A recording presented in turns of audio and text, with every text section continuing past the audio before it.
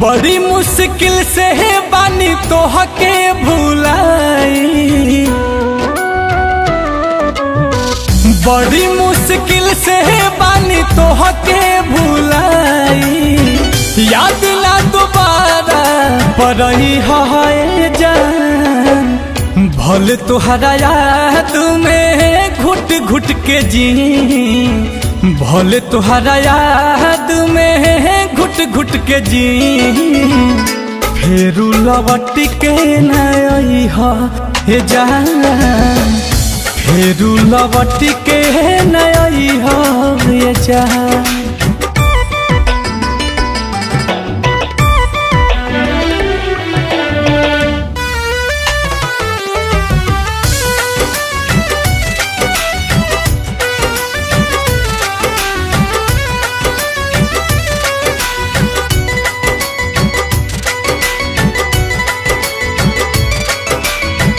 तोहरा खातिर तो खिलावाना बादिल हो, प्यार कोइल तोहरा ला बाटे मुश्किल हो।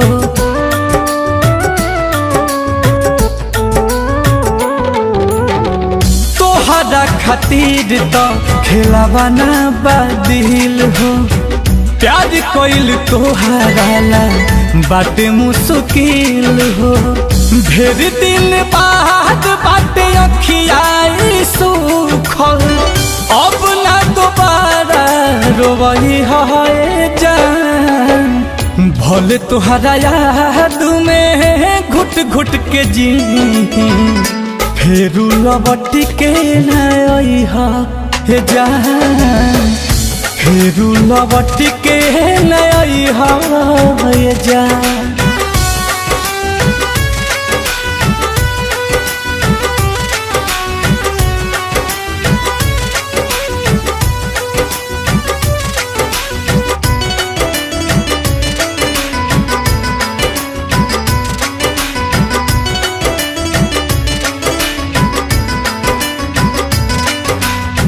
छीनलू तू कुंदन के दिल के करार हो, नील कमल पे ना कैलू एतबार हो।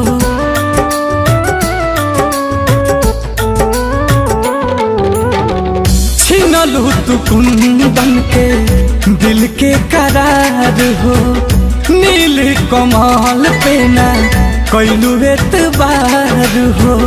धलेलू संगवा तू जाके आशीष के, उनके से यारी निभाई है जान।